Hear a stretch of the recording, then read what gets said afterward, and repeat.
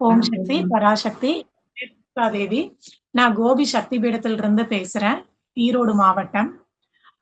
அம்மாவோட அருளால தான் எனக்கு கல்யாணம் நடந்துச்சு. எனக்கு பார்த்தீங்க அப்படின்னு பார்த்தோன்னா, ஜாதகத்துல எங்க வீட்டுக்காருக்கும் எனக்கும் பொருத்தமே இருக்காது. ஆனா கோயில்ல வந்து எங்கள வந்து எங்க மாமியார் பார்த்துட்டு, "இந்த பொண்ணே தான் வேணும்" அப்படின்னு சொல்லிட்டு நாங்க கேட்டாங்க. ஆனா எனக்கு வந்து அவங்க இது மேல ஒரு அபிப்பிராயம் இல்ல. அதனால என்னோட எல்லா ஜாதகத்தையும் எனக்கு வந்த எல்லா ஜாதகத்தையும் அம்மாவுக்கு முன்னாடி வந்து நான் பாத பூஜைக்கு வைப்பேன். கிட்டத்தட்ட ஒரு 50 ஜாதகம் வச்சேன். அந்த 50 ஜாதகத்துல ஒரு ஜாதகம் கூட எனக்கு பொருத்தமாவே இல்ல. அதே மாதிரி இவங்க குடுத்ததையும் நான் வேண்டான்னு சொல்லல. அம்மா கிட்ட கொண்டு போய் தான் வச்சேன். அம்மா எனக்கு பதில் எதுவுமே சொல்லல. ஆனா எங்க மாமியார் வீடு வந்து என்னுடைய ஜாதகத்த ரொம்ப கான்ஃபிடென்ட்டா கொண்டு போயி, என்னோட ஒரே ஒரு ஜாதகத்த மட்டும் வச்சு, "அம்மா இந்த பொண்ணு தான் எனக்கு மருமகளா வரணும்னு" கேட்டாங்க. அம்மா அவங்களுக்கு வாக்கு குடுத்துச்சு. அப்ப எனக்கு நம்பிக்கையே இல்லைன்னு, நம்ம கொண்டு போய் வச்சோம். நமக்கு ஒண்ணுமே சொல்லல. எப்படி நம்ம மாமியாருக்கு அதாவது அவங்களுக்கு மட்டும் இது வாக்கு சொல்லியிருப்பாங்க அப்படின்னு சொல்லிட்டு, நான் ஒரு டவுட்டுக்காக, சரி நீங்களும் வாங்க போலாம். நானும் வர்றேன் அப்படின்னு சொல்லிட்டு, எங்க அப்பாவுக்கு வந்து இதுல அதிகமான நம்பிக்கை கிடையாது. ஆனா எங்க அம்மா எனக்கு எப்பவுமே இதுக்கு ரொம்ப சப்போர்ட்டிவா இருப்பாங்க. சரி எங்க அம்மா இப்ப நான் வந்தேன்னா உங்க அப்பா சத்தம் போடுவாரு. அதனால நீயும் அந்த மாப்பிளை வீட்டுக்காரங்க மட்டும் போய் அம்மா கிட்ட பாத பூஜை பண்ணிட்டு வாங்கன்னு சொன்னாங்க. நான் தட்ட எடுத்து அவரு ஜாதகத்த தான் நீட்டுனேன். அம்மா எனக்கு சொன்ன வார்த்தை, "உனக்கு நான் நான் நல்ல மாமனார், மாமியாரா அமைச்சு தந்திருக்கேன். எனக்கு நீ குடுக்க வேண்டியது கடைசி வரைக்கும் இதே பக்தியோட நீ வரணும். வழிபாட நீ கத்துக்கோ." அப்படிங்கிற அருள் வாக்கு தான் எனக்கு சொன்னாங்க. அதுக்கப்புறம் எங்க அப்பா கிட்ட வந்து நான் சொல்றதுக்கு எனக்கு ரொம்ப பயம். ஏன்னா கோயில்ல பார்த்தோம், நான் ஜாதகத்த வச்சு பார்த்தேன், பொருத்தமா இருந்துச்சுன்னு, இவ்ளோ விஷயத்த எங்க அப்பா கிட்ட போய் பேசி நான் எப்படி கல்யாணத்த சம்மதிக்க வைப்பேன் அப்படின்னு நான் யோசிச்சுட்டே இருந்தேன். அப்பவும் எனக்கு பயமா தான் இருந்துச்சு. எங்க அப்பா கிட்ட போய் சொன்னோனே, எங்க அப்பா ஏதோ ஒரு இதுல சரி அப்படின்னு சொல்லிட்டு, அத ஜாதகக்காரங்ககிட்ட கொண்டு போய் கேட்டங்காட்டி, யாருமே சொல்லிட்டாங்க, "இந்த புள்ளைக்கு வந்து இந்த பையன் செட்டே ஆக மாட்டாங்க" அப்படின்னு. எங்க வீட்டுக்காரர் என்ன விட 1 வருஷம், 1 மாசம் சின்ன பையன் வேற. எங்க அப்பா இதெல்லாம் எப்படி துர்கா சாத்தியமாகும்? ஜோசியக்காரங்களே இப்படியே சொல்றாங்க. சப்போஸ் உனக்கு கல்யாணம் ஆச்சுன்னா, உனக்கு கண்டிப்பா குழந்தை இருக்காதுன்னு சொல்றாங்கன்னு. நான் சொன்னேன், "இல்லப்பா எனக்கு அடிகளார் குரு வந்து எனக்கு எப்பவுமே தப்பா வழிகாட்ட மாட்டாரு. கண்டிப்பா எனக்கு இது நடக்கும்பா" அப்படின்னு நான் சொன்னேன். எங்க அப்பா எனக்கு நம்பிக்கையே இல்ல அப்படின்னு சொன்னாங்க. சரி இருந்தாலும் பரவால்ல, இன்னொரு தடவ வாங்க அப்படின்னு சொல்லிட்டு, நான் திரும்பவும் பங்காரம் அம்மா கிட்ட கொண்டு போய் அந்த ஜாதகத்த வைக்கிறேன். அம்மா சொல்றாங்க, "நீங்க 2 பேரும் ரெட்ட நாகத்துல உட்காருங்க" அப்படின்னு.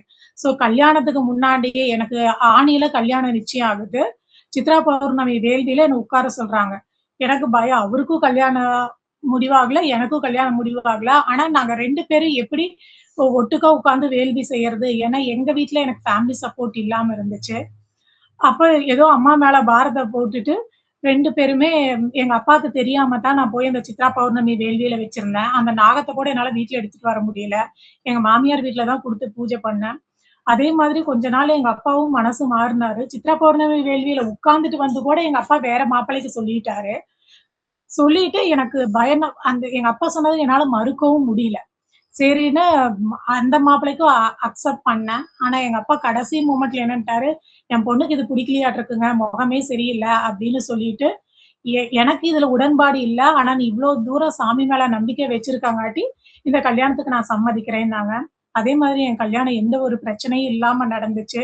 அந்த அப்ப நான் அம்மாகிட்ட சொன்னேன், "அம்மா என் கல்யாணத்த நீ வந்து தாம்மா நடத்தி தரணும்" அப்படின்னு சொல்லிட்டு.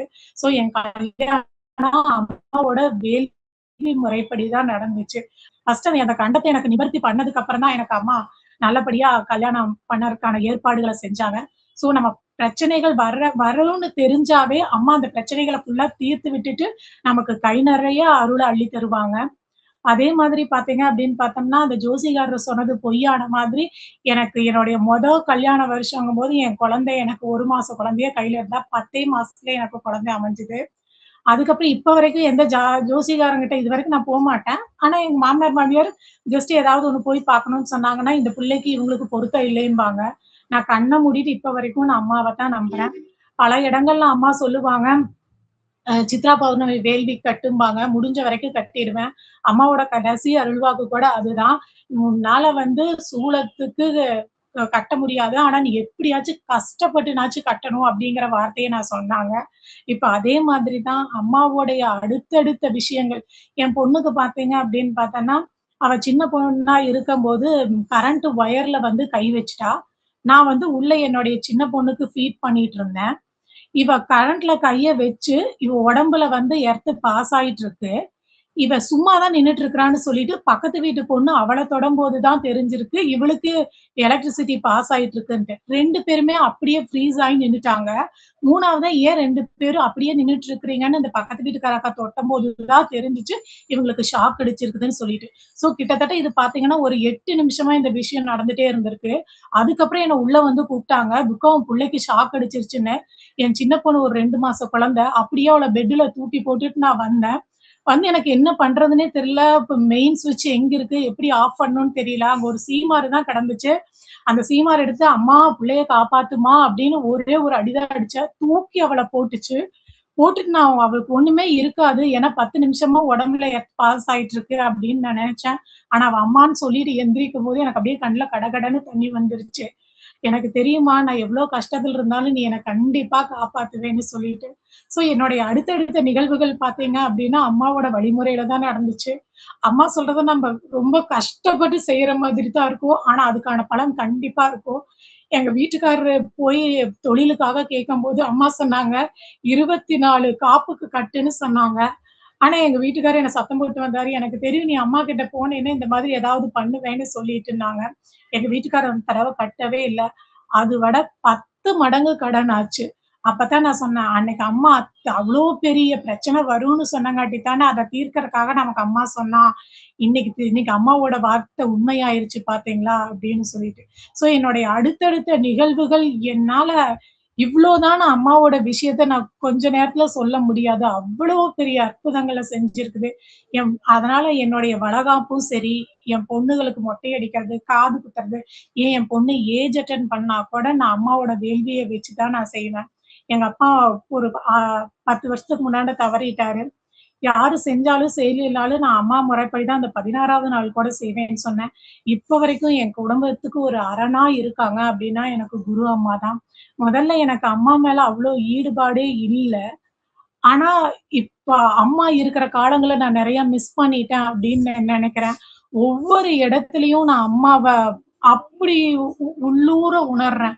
கடைசியா அம்மா இறக்கறக்கு 2 நாளைக்கு முன்னால நான் பாத பூஜைக்கு போயிருக்கேன். அம்மாவோட முகம் அவ்ளோ டல்லா இருக்கு. அப்ப கூட நான் மனசால நெனச்சேன், "ஏம்மா நீ இவ்ளோ டல்லா இருக்கீங்கன்னு?" அம்மா பேசவே இல்ல.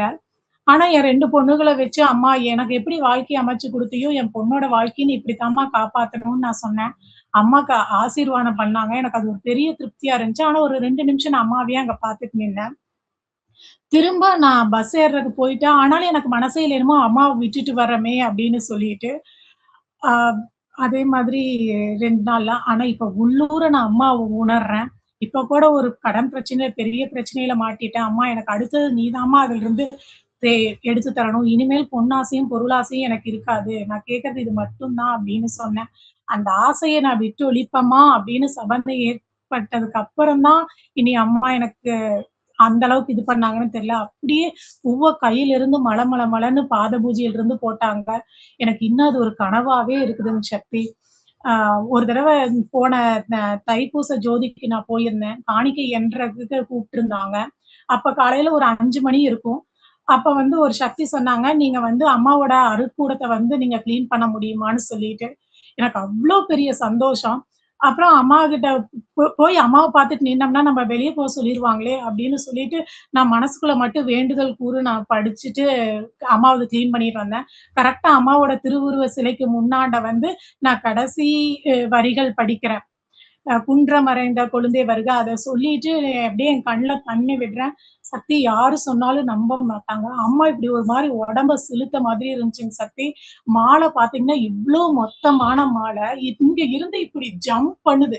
அப்படியே லிஃப்ட் ஆயி அது பின்னாடி விழுகுது. நான் அப்படியே ஒரு நிமிஷம் ஸ்டன் ஆயி நின்ட்டேன். என் உடம்பெல்லாம் அப்படியே கடகடன்னு ஆட ஆரம்பிச்சுருச்சு. அப்ப நான் அம்மாவ உள்ளூர உணர்ந்தேன்.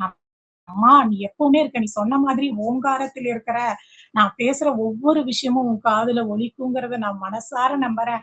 அத புரிய வைக்கிறக்காகத்தான் எனக்கு கண்கூட இந்த விஷயத்த நடத்தியிருக்கேன்னு சொல்லிட்டு, அம்மா இன்னமும் உயிரோட்டமா இருக்கா. அதிகமான உயிரோட்டத்தோட இருக்கிறா. நம்ம ஒவ்வொரு ஆன்மாக்களோடையும் பேசுறா. சக்தி கண்டிப்பா சித்ரா பௌர்ணமிக்கு வாங்க. அதோடைய அற்புதங்கள ஃபுல்லா விவரிச்சு சொல்லலாம். ஆனா, அந்த மாம்பழத்தோடைய ருசி எப்படி சாப்பிட்டா மட்டும் தான் தெரியுமோ, அது மாதிரி அம்மா. அம்மாவ பத்தி நெறைய விஷயங்கள் சொல்லலாம். ஆனா உள்ளூர உணரும்போது தான், அந்த பழத்தோட உண்மையான ருசி என்ன அப்படிங்கிறது அந்த சாராம்சம் தெரியும். ஓம் சக்தி. எல்லாரும் சித்ரா பௌர்ணமிக்கு வாங்க. கண்டிப்பா கலந்துக்குங்க. ஒவ்வொருத்தர் வாழ்க்கையிலயும் எனக்கு ஏற்பட்ட மாதிரி ஒவ்வொரு சிறப்பான அற்புதங்கள் நடக்கும். நம்ம கலியுக தெய்வம், கண் கண்ட தெய்வம் கண்டிப்பா நம்மள காப்பாத்துவாங்க. ஓம் சக்தி. அழகா தேங்க்ஸ். சொன்னீங்க. "குன்றம் வரைந்த கொழுந்தே வருகன்னு" பாடிக்கிட்டே, மனசுக்குள்ள சொல்லிக்கிட்டே, உணர்வு உணர்வு பூர்வமா அந்த தொண்ட நீங்க செஞ்சீங்க. அருட்கூடத்துல அம்மாவோட அறைய வந்து சுத்தம் பண்ற அந்த வேலை, அந்த தொண்டுக்கு கிடைச்சிருக்கு உங்களுக்கு. அத செஞ்சுக்கிட்டே வரும்போது, அது முடிக்கிறப்ப அம்மாவுடைய திருவுருவ சிலை கிட்ட வந்து ஒரு அதிர்வ வந்து நீங்க பார்த்துருக்கீங்க. அந்த பூ அவ்வளோ கனமான மாலை வந்து அப்படி அசைஞ்சதையும் வந்து அவ்வளோ அருமையான ஒரு மிகப்பெரிய அனுபவம் சக்தி. கண்டிப்பா. இத வந்து என்னால நல்லா உணர முடியுது. ஏன்னா, இதுக்கு முன்னாடி கடைசியா போன பௌர்ணமிக்கு வந்து நாங்க மருவத்தூர் வந்திருந்தப்போ, அம்மாக்கு பாத பூஜை பண்ணிட்டு, அம்மாக்கு வந்து ஒரு அவார்டு வந்து இந்த உலக சாதனை செஞ்சோம் இல்லையா? அந்த உலக சாதனை அவார்டு வந்து இன்னொரு செட் ஆஃப் சர்டிஃபிகேட்ஸ் வந்து குடுத்துருந்தாங்க. ஸோ அந்த சர்டிஃபிகேட்ஸையும் கொண்டு வந்து அம்மாட்ட வச்சுட்டு, அம்மாட்ட அடுத்த பணிகள் அது சிறப்பா நடக்கணுமா, அம்மாவுக்கு வந்து மிக பெரிய அளவுல அருங்காட்சியகம் அமைக்கணும். அம்மாக்கு கல்வெட்டு பணிகள் ரொம்ப சிறப்பா நடக்கணும்.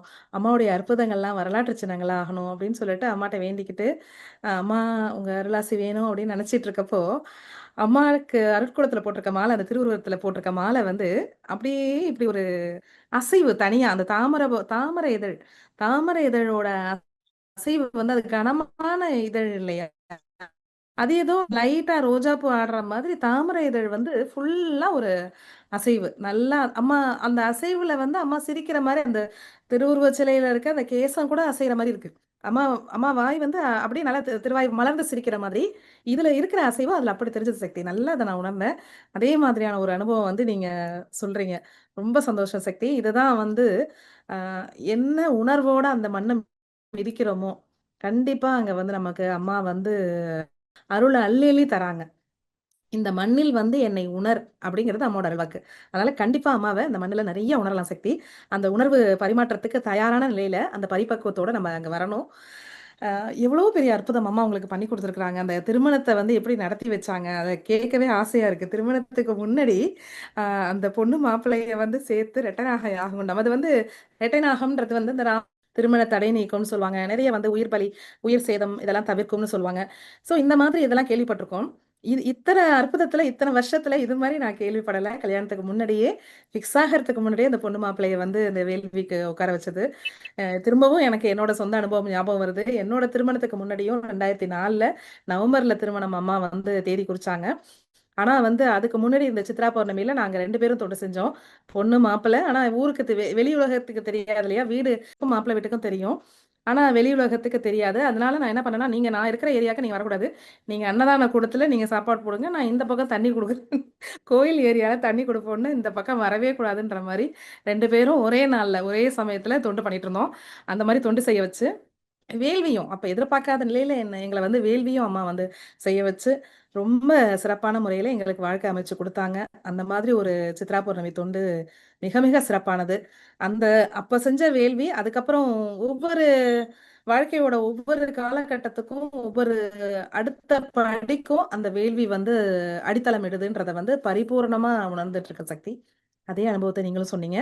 அது மாதிரி பெரிய விஷயம். அந்த பிள்ளைகளுக்கு ஷாக் அடிச்சு, அதுவும் கிட்டத்தட்ட ஒரு 8 நிமிஷத்துக்கு மேல உங்க பொண்ணு வந்து அந்த லைவ் ஒயர தொட்டுக்கிட்டு, அவங்களோட கரண்ட் ஷாக்கு இன்னொரு குழந்தை மேலயும் பட்டு, அதுக்கப்புறம் பக்கத்து வீட்டுக்காரங்க வந்து தொட்டு, அதுக்கப்புறம் நீங்க வந்து ஒரு கட்டை எடுத்து அடிக்கிற வரைக்கும், ஒரு அந்த க்ரூம் ஸ்டிக் எடுத்து அடிக்கிற வரைக்கும், உங்க பாப்பா வந்து உயிரோட இருக்கிறதே பெரிய விஷயம். அது அப்படி இல்லாம, கீழ விழுந்த உங்க பாப்பா எந்திரிச்சு அம்மான்னு சொல்லிட்டு எந்திரிக்க வைக்கிறாங்கன்னா, அதுக்கெல்லாம் காரணம் நீங்க செஞ்ச இந்த வேள்வி தர்மம் தான்.